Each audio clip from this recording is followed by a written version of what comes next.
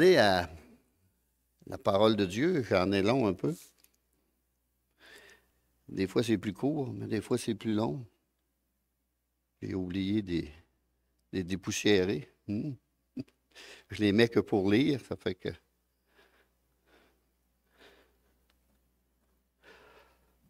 La parabole du semeur, c'est pas nouveau. La plupart de nous ici la connaissent très bien. Mais quand on l'entend, on s'imagine qu'on témoigne à d'autres. Mais là, moi, je vous l'ai dit à ceux-là que j'en ai avec moi. Fait que c'est la grosse différence. Alors, il faut l'apprendre pour nous-mêmes aussi. Pas l'appliquer aux autres seulement. Parce que si on l'applique aux autres, on reçoit quoi? Rien, mes amis. On l'applique aux autres. Ça fait que nous, on s'efface. Puis... Non, c'est la parole de Dieu est pour chacun de nous. Alors, dans Matthieu 13, verset 1er, ce même jour, Jésus sortit de la maison et s'assit au bord de la mer. Une grande foule s'étant assemblée auprès de lui, il monta dans une barque et il s'assit. Et toute la foule se tenait sur le rivage. Il leur parla en parabole sur beaucoup de choses. Et il dit, un semeur sortit pour semer. Comme il semait, une partie de la semence tomba le long du chemin. Les oiseaux vinrent et la mangèrent. Une autre partie tomba dans les endroits pierreux, où elle n'avait pas beaucoup de terre. Elle leva aussitôt parce qu'elle ne trouva pas un sol profond.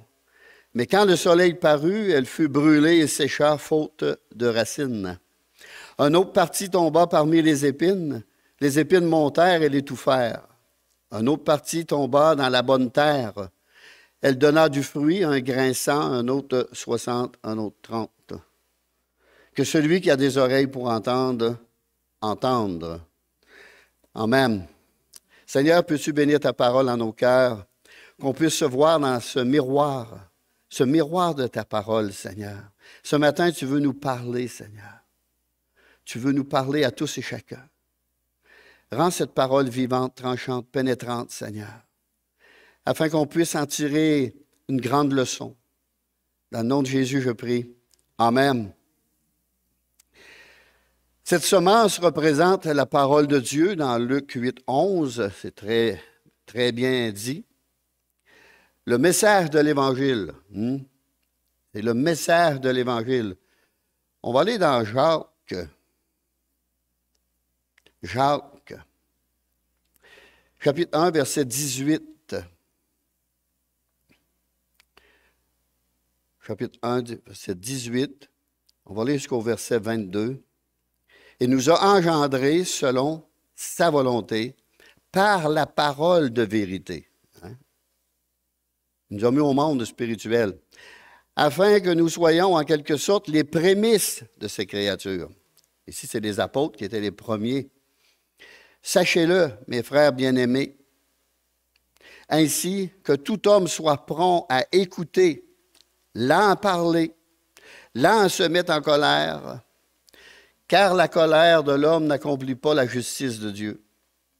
C'est pourquoi, rejetant toute souillure et tout excès de malice, recevez avec douceur la parole qui a été plantée en vous et qui peut sauver vos âmes.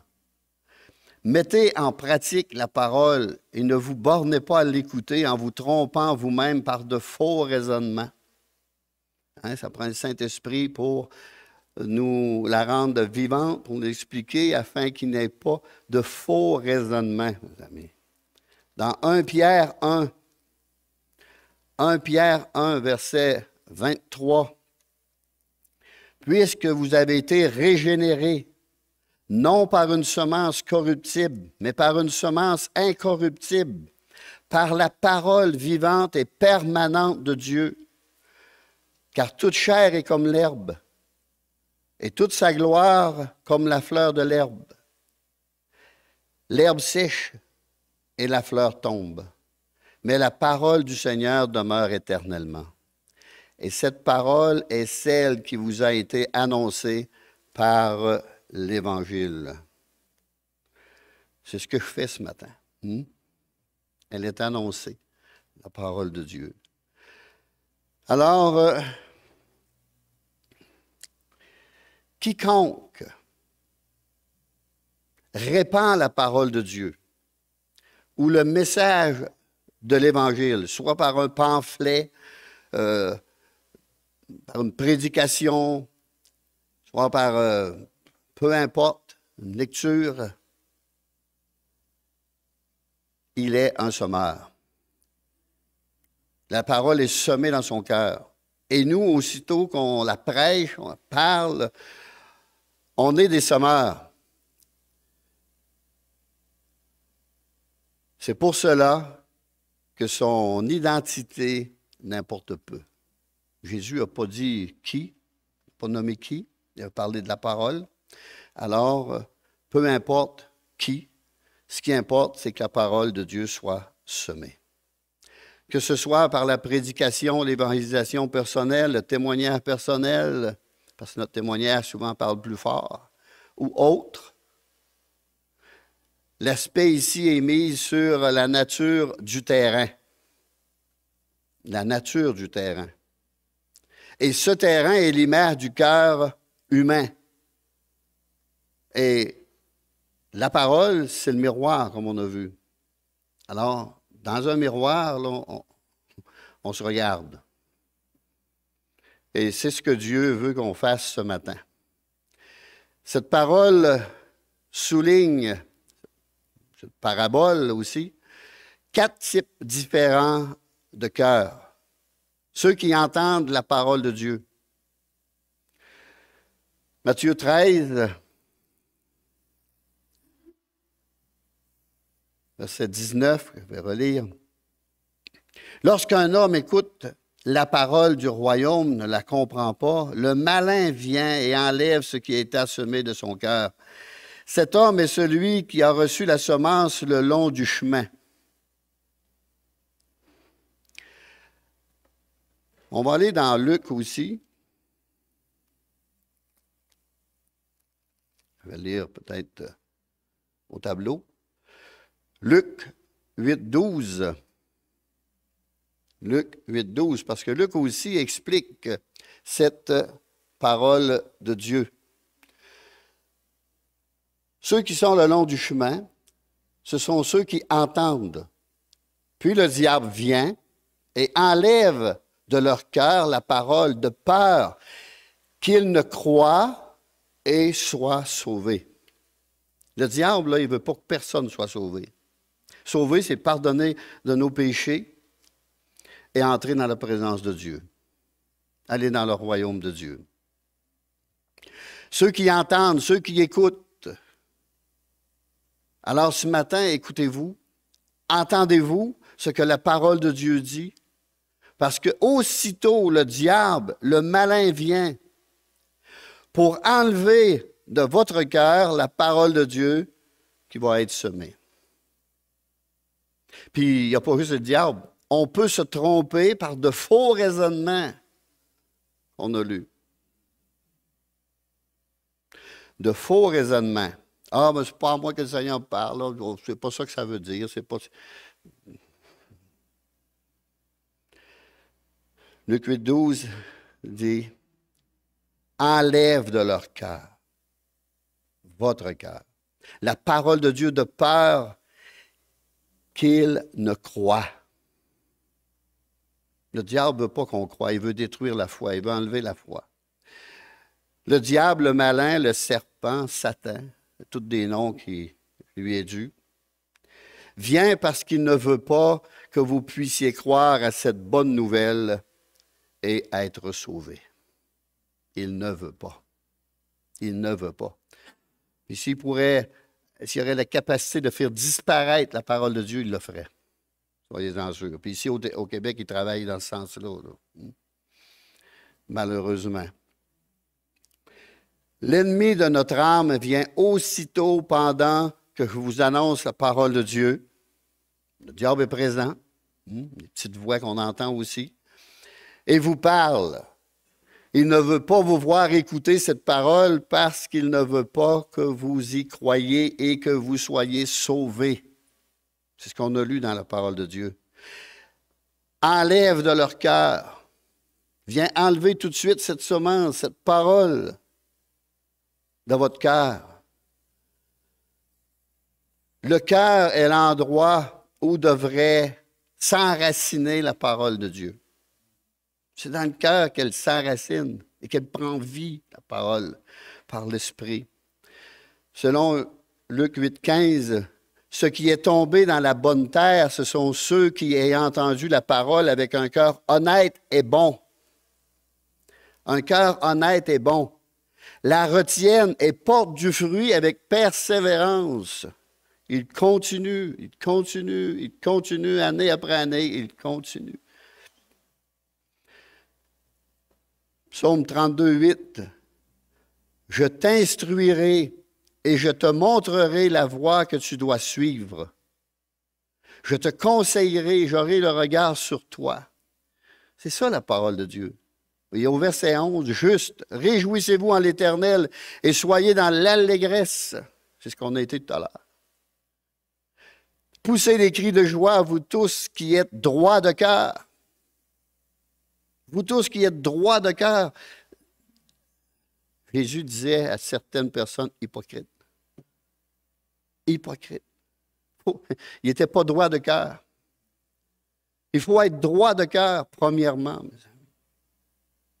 Il y a tellement de mensonges ces années-ci. Tellement de mensonges. On voit que Satan est en liberté comme jamais. Il est à l'œuvre comme jamais. Et c'est le père du mensonge. Il est à l'œuvre dans le mensonge. On parle avec les gens, on ne sait pas s'ils nous disent la vérité ou nous sont en train de nous en pousser une. Là. Parce que les gens sont tellement menteurs, sont tellement rendus menteurs, c'est pas croyable. Moi, je parle avec la génération que je vois, j'en reviens pas. Non, ça se peut pas. C'est aussi menteur que ça. Il y a même des films qui font sur ça. Menteur, menteur. Hein? Montrer, venir des spécialistes dans le mensonge. Mais c'est du diable, le mensonge. Il n'y a point de vérité en lui. Il est menteur depuis le début. Alors, quelle est la condition de ton cœur ce matin? Aujourd'hui même, dans le psaume 139, psaume 139, verset 23. « Sonde-moi, ô Dieu, et connais mon cœur. Éprouve-moi et connais mes pensées.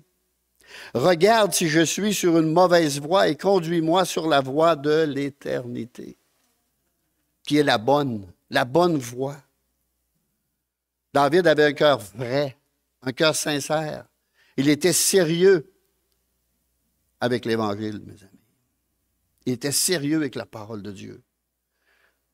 David n'a pas eu d'autre Dieu. Il n'a jamais servi d'autre Dieu. Il est resté fidèle au Seigneur. Il n'a pas été comme son fils Salomon, qui a eu plusieurs dieux, qui a courbé devant.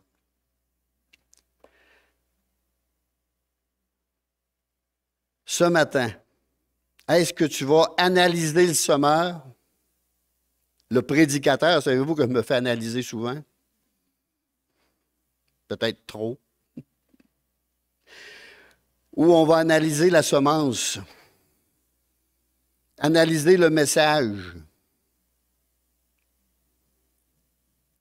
Cette parabole se concentre sur la condition du terrain. Amen. La présence ou non de fruits dans la vie d'un auditeur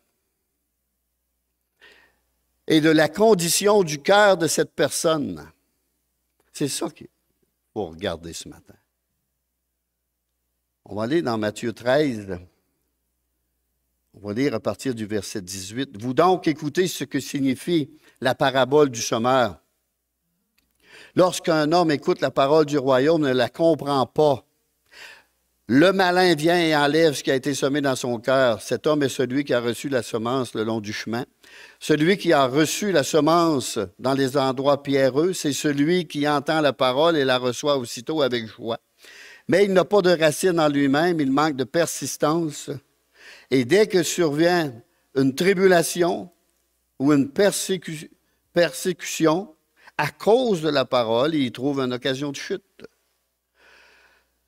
Celui qui a reçu la semence parmi les épines, c'est celui qui entend la parole, mais en qui les soucis du siècle et la séduction des richesses étouffent cette parole et la rend infructueuse. Celui qui a reçu la semence dans la bonne terre, c'est celui qui entend la parole et la comprend. Il porte du fruit. Et un grain en donne 100, un autre 60 et un autre 30. L'auditeur, celui qui a reçu la semence le long du chemin. Le terrain au cœur dur et sec. Un cœur imperméable à la vérité de la parole, aux vérités bibliques. Ça ne pénètre pas, ça ne rentre pas. Il y a comme un parapluie, puis l'eau tombe.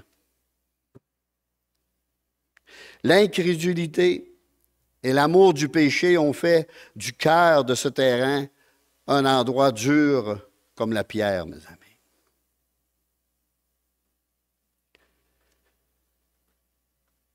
Qu'il ne croit et soit sauvé.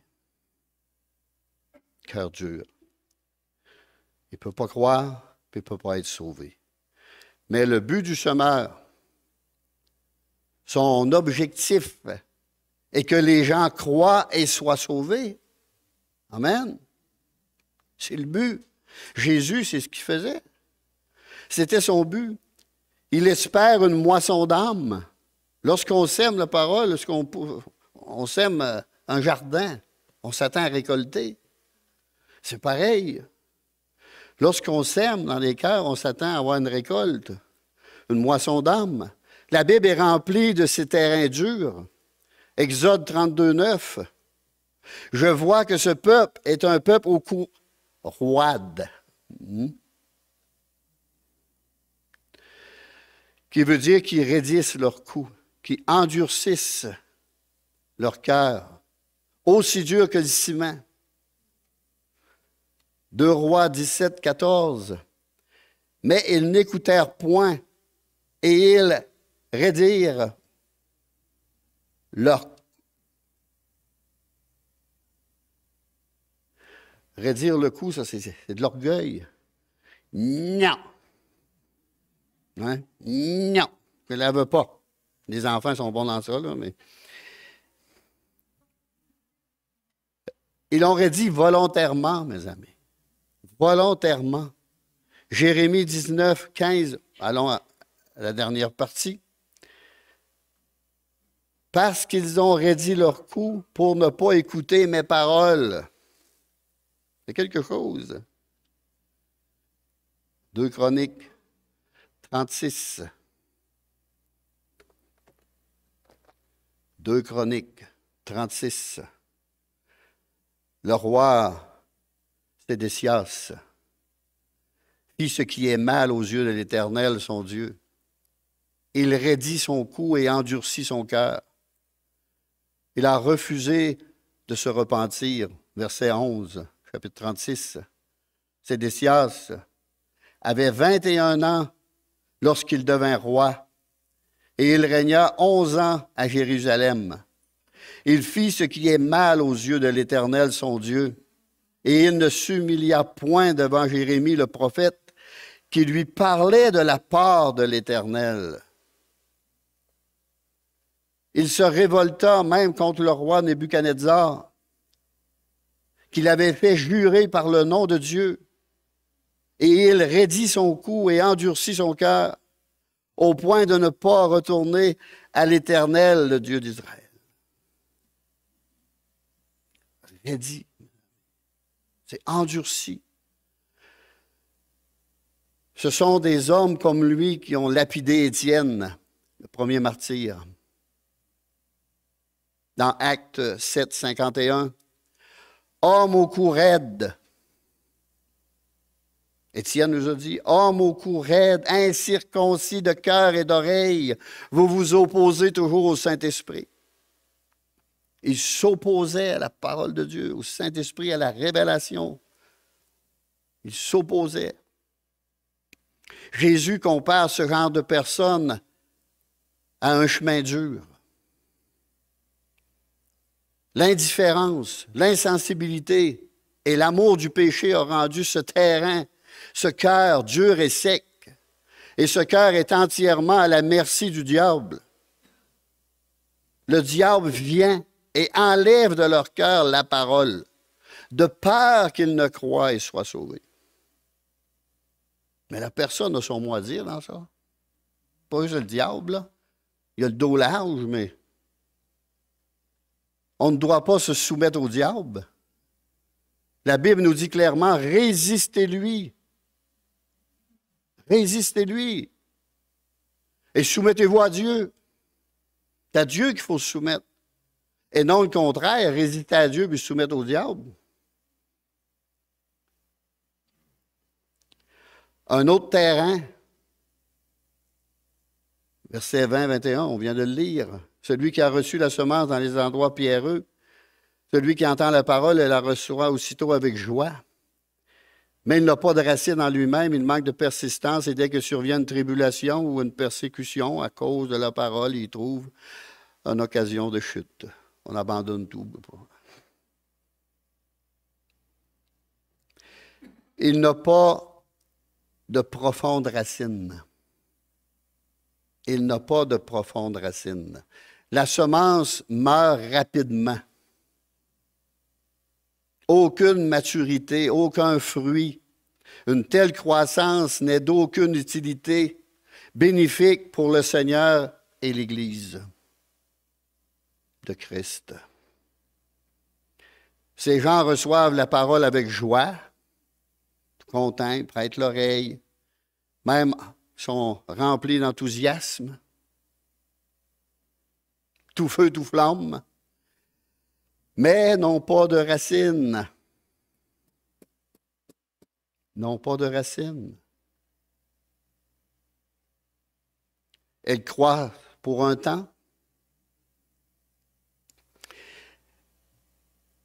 Elles ont une sorte de croyance temporaire, mais malheureusement, ce n'est pas la foi authentique. Ils n'ont pas la foi authentique en la parole de Dieu. Et aussitôt que leur foi est éprouvée, testée, mise à l'épreuve, soit par une persécution ou une difficulté, elle succombera. Personne n'abandonne tout, elle succombe et abandonne complètement la foi. Détourne de Dieu. Jean 8, 31. Si vous demeurez dans ma parole, vous êtes vraiment mes disciples. Si vous demeurez dans ma parole, vous êtes vraiment mes disciples, a dit Jésus. Jean 8, 31. Allons voir dans Colossiens 1. Colossiens, chapitre 1er, verset 21. Et vous, qui étiez autrefois étrangers et ennemis par vos pensées et par vos mauvaises œuvres, il vous a maintenant réconciliés par sa mort dans le corps de sa chair, parlant de Jésus-Christ, mort à la croix,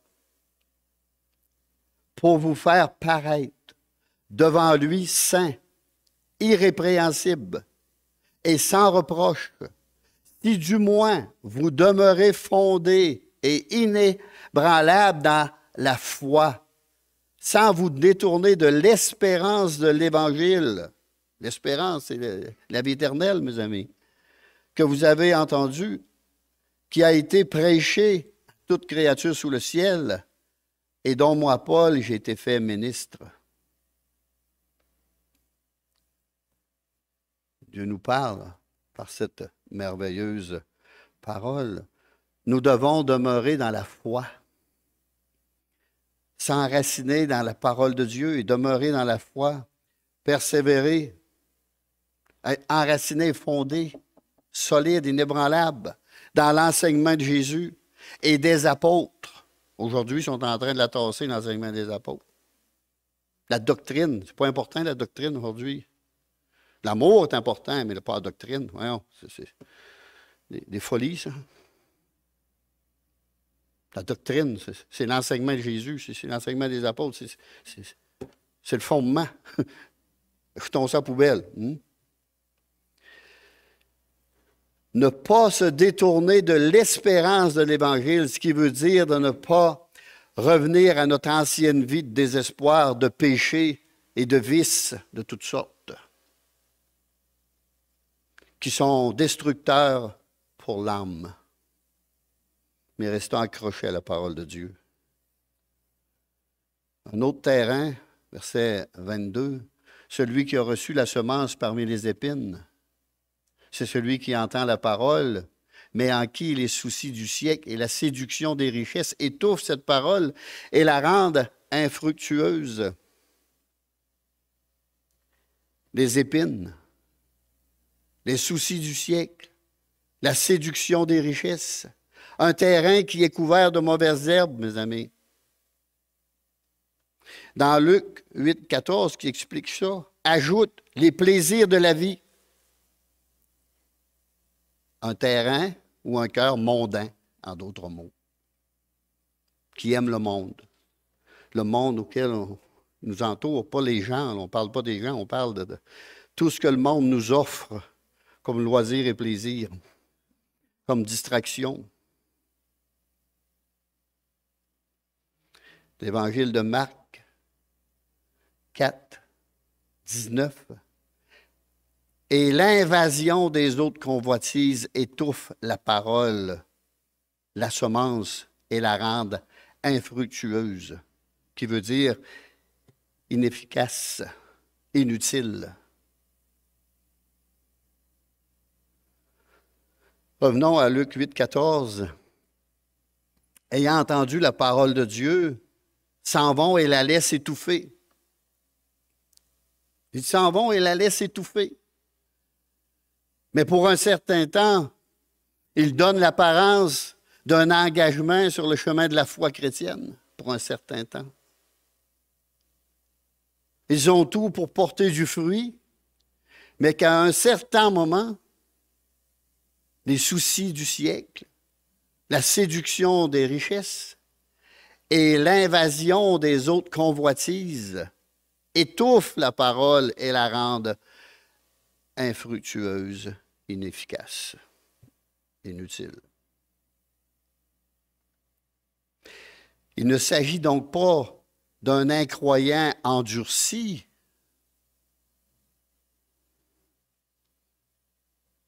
ni d'une personne superficielle et émotive, comme l'autre terrain qui manque de racines. Non, sa profondeur est suffisante.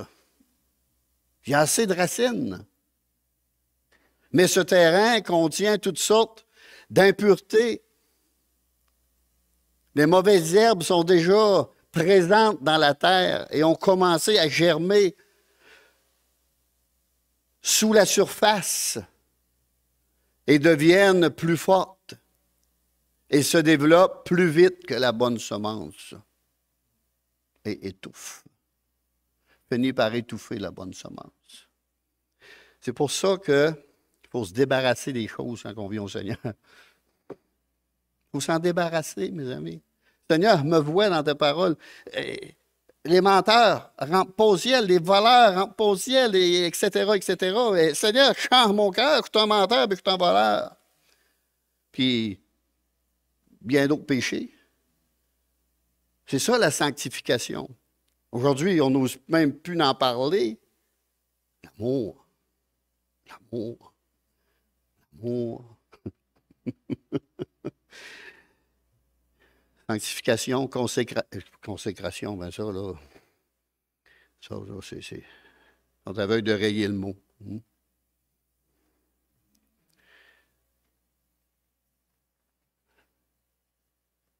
Mais au lieu d'être enlevé, déraciné, c'est la bonne semence qui est étouffée et rendue infructueuse. C'est pour ça qu'il faut se débarrasser. La sanctification, c'est se débarrasser du péché, mes amis. En des mots simples. Cette personne cultive un lien d'amour trop fort avec le monde. Plaisir coupable, ambition terrestre, argent, honneur et beaucoup d'autres choses inondent le cœur et finalement étouffent la vérité de la parole de Dieu. Vous savez, j'ai au-dessus de 50 ans dans le Seigneur. J'en ai vu. Quand je revise la parabole du semeur, je pourrais mettre des noms un peu partout. Un tel nous a abandonnés à cause de tout ça. Un tel nous a abandonnés à cause de tout ça. Il ne s'est pas débarrassé de tout ça. Ça l'a emmené là. Ça l'a conduit là. François est pareil. Non.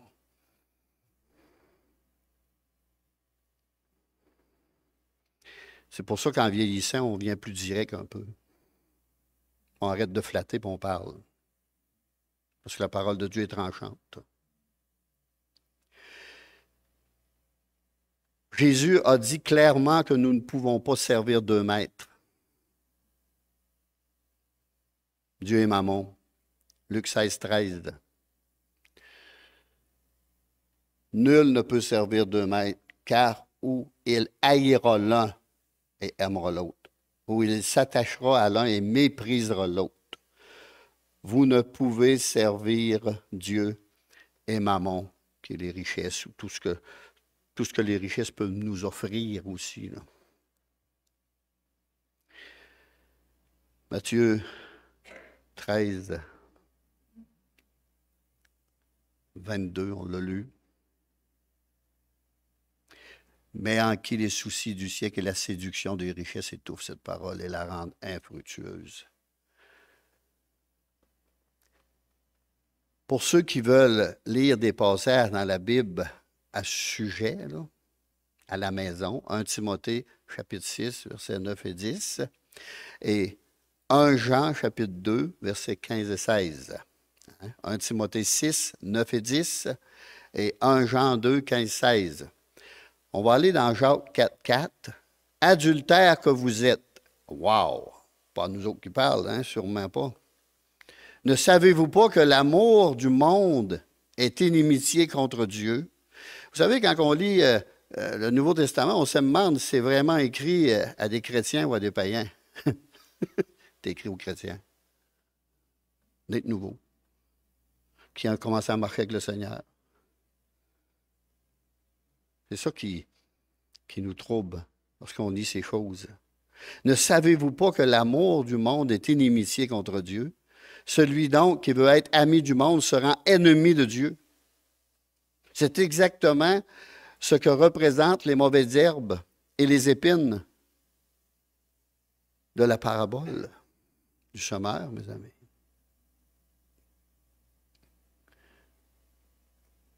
On va aller dans 1 Timothée, chapitre 6. On ne lira pas les versets qu'il dit de lire à la maison, mais on va aller au verset 17.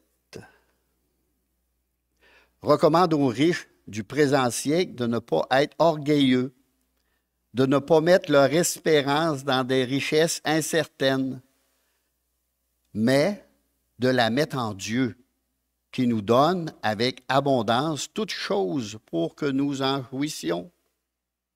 Recommande-leur de faire du bien, d'être riche en bonne œuvre, d'avoir de la libéralité, de la générosité et de s'amasser aussi pour l'avenir un trésor placé sur un fondement solide afin de saisir la vie véritable, la vie éternelle, la vie spirituelle, qui est la vie véritable. On a l'exemple du jeune homme riche. Il aimait les valeurs du monde plus qu'il n'aimait Dieu. Et son cœur était attaché à cela. Et c'est ce qui l'a suivi. Hein, il est retourné tout triste, puis il n'a pas suivi Jésus. Judas est un autre exemple. Il prétendit suivre Jésus depuis l'appel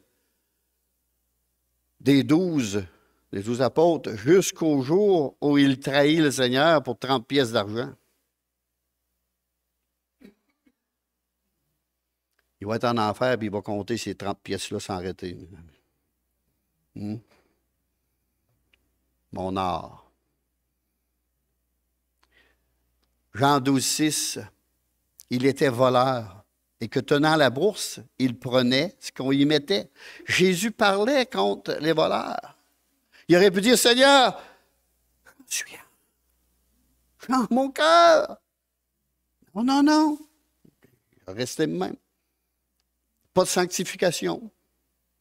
Pas de transformation dans ce sens-là. Ça l'a emmené où? En enfer. Judas représente le pire auditeur parmi ceux dont le cœur est plein de mauvaises herbes et d'épines, mes amis. Le pire. Tous ces terrains, la semence le long du chemin, la terre de faible profondeur et le terrain rempli d'épines, tous ont une chose en commun. Ils ne portent pas de fruits et ne viennent pas à maturité. Tandis que le but de toute semence, de toute agriculture, est de produire du fruit. Amen. Succès, m'attend à recevoir quelque chose. Alors, ces terrains sont donc sans valeur. Sans valeur, mes amis, à moins qu'ils ne s'en repentent et se débarrassent de ce qui empêche de porter du fruit digne de repentance. Ça, on peut changer. On peut s'en débarrasser n'importe quand, ça. N'importe quand. Alors, il nous reste un terrain. L'auditeur qui porte du fruit. Matthieu 13, 23. Celui qui a reçu la semence dans la bonne terre, c'est celui qui entend la parole et la comprend. Il porte du fruit et un grain en donne 100, un autre 60 et un autre 30. Dans Luc 8, 15, je vais aller le lire. Dans Luc 8, 15. Regardez. Ce qui est tombé dans la bonne terre, ce sont ceux qui, ayant entendu la parole avec un cœur honnête et bon, la retiennent et portent du fruit avec persévérance. Vous savez, les évangiles ne se contredisent pas, ils se complètent. Ça se complète, ça ne se contredit pas. Ça l'ajoute. Alors, le terrain bien cultivé et qui produit la moisson espérée, ce sont tous ceux qui entendent la parole de Dieu, la reçoivent et la comprennent. Jésus décrit une personne dont le cœur est bien préparé pour recevoir la semence avec foi et persévérance. Une foi authentique, une foi réelle. Une foi vivante. L'endurance, la persévérance est la marque d'une foi authentique. Dans Jean 8, 31, « Si vous demeurez dans ma parole, vous êtes vraiment mes disciples. » Je le relis. « Si vous demeurez dans ma parole, vous êtes vraiment mes disciples. » Le fruit dont il est question inclut le fruit de l'esprit, mes amis. Galates 5, 22, 23, le fruit de l'esprit, mais le fruit de l'esprit apporte la joie, l'amour, la paix, la patience, la bonté, la bienveillance, la fidélité, la douceur, la maîtrise de soi. Si on va dans Philippiens, chapitre 1er, verset 9.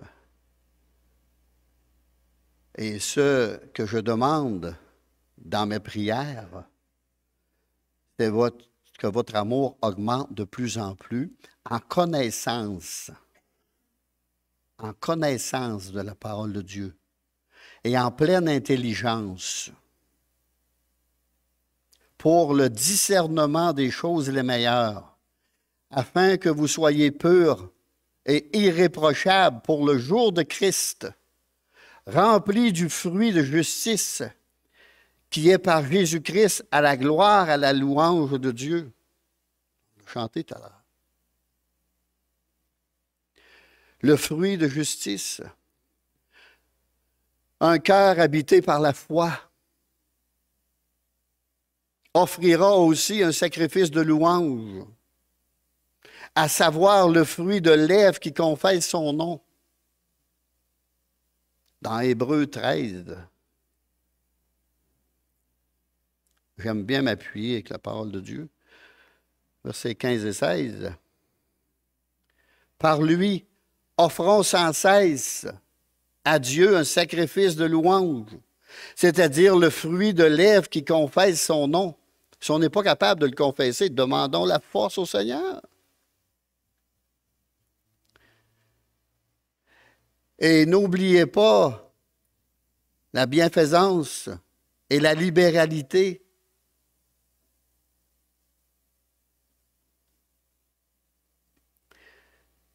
Car c'est à de tels sacrifices que Dieu prend plaisir. Le verset 17, ben vous le lirez à la maison parce que ça parle de conducteur. Mais je vais peut-être le lire. Obéissez à vos conducteurs et ayez pour eux de la déférence. La déférence, du respect, de considération, de l'estime, de la politesse, etc. Car il veille sur vos âmes comme devant en rendre compte. Qu'il en soit ainsi, afin qu'il le fasse avec joie et non en gémissant,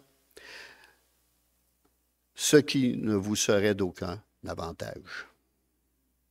Mais ici, ça va bien. Je n'ai rien à redire. Alors Jésus a tous ses fruits en tête lorsqu'il parle du bon terrain. Oui, Jésus a ça en tête lorsqu'il parle du bon terrain. Mais il s'attend également à ce que ce terrain produise un fruit abondant, mes amis. 30, 60, 100 pour 1. Dans notre vie, le fruit spirituel doit être abondant et visible, et non rare et difficile à trouver. On doit se souvenir que nous avons été créés en Jésus-Christ pour de bonnes œuvres que Dieu a préparées d'avance afin que nous les pratiquions. Éphésiens 2,10. Il a aussi, dans l'Évangile de Jean 15, le cep et les serments, le tronc et les branches, si vous aimez mieux. Jean 15, si on peut le mettre, versets 2 à 4. Tout serment qui est en moi et qui ne porte pas de fruit, il le retranche. Et tout serment qui porte du fruit, il l'émonde. Se fait tailler, mes amis. Un peu comme le maître potier travaille l'argile. Il y en a qui n'aiment pas ça se faire émonder, puis il y en a qui aiment encore moins entendre ce mot-là, afin qu'il porte encore plus de fruits. Il y en a qui se bouclent les oreilles et ils crient, parce qu'ils voient ce mot-là dans la Bible, émonder. Ou enlever des scories de l'impureté. Dans... Non. Non. Il faut rester tel que nous sommes. Il est de notre devoir de bien préparer son cœur pour qu'il soit prêt à recevoir avec douceur la parole qui a été semée ou plantée, mes amis. Jacques 1, 23.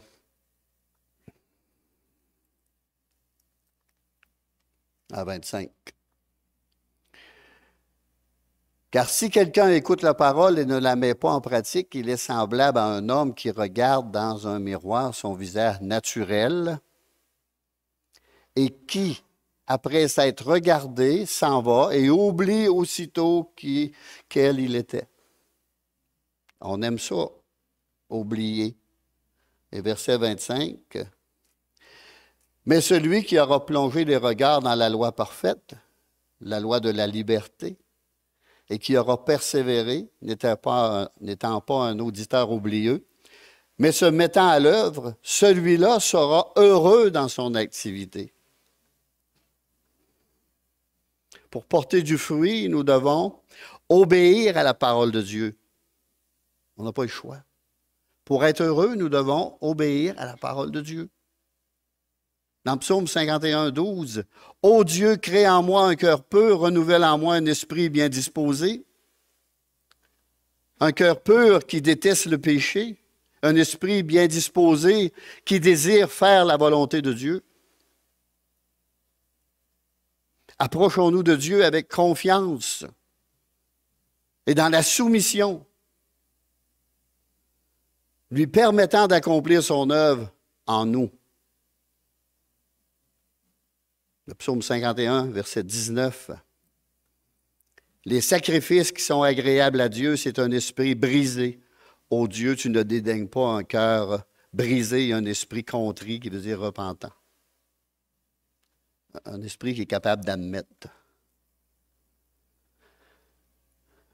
Alors, si les musiciens voudraient s'approcher. Finalement, cette parabole nous rappelle que lorsque nous annonçons l'Évangile, écoutez bien, ou enseignons la parole de Dieu à notre prochain ou à nos bien-aimés, le résultat sera toujours conforme à la condition du cœur de nos auditeurs. Du cœur de nos auditeurs. Ça ne dépend pas de lui qui sème, ça dépend du cœur qui la reçoit. La réussite ou l'échec ne dépend pas de notre compétence de semeur. Une partie tombera sur un terrain dur, un autre sur un cœur peu profond ou couvert de mauvaises herbes. Mais ne reprochons rien à la semence, mes amis. Surtout pas. Surtout pas.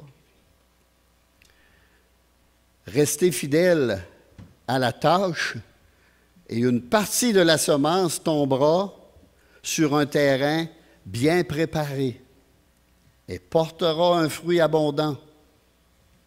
Persévérez et n'arrêtez pas de semer la bonne parole du royaume de Dieu, chers amis. Continuons quand même. Un jour, on va pogner un bon terrain. Ça va tomber d'une bonne terre. Souvenons-nous de ce que le Seigneur dit à Paul dans Actes 18, 9. Ne crains point, mais parle. Ne te tais point, car je suis avec toi. Et personne ne mettra la main sur toi pour te faire du mal. Parle, car j'ai un peuple nombreux dans cette ville. Dieu a un peuple nombreux, mes amis. Un peu partout. Peu importe la ville. Mais c'est à nous de parler. C'est à nous de semer. Et on va voir la gloire de Dieu. On va voir la main de Dieu agissante.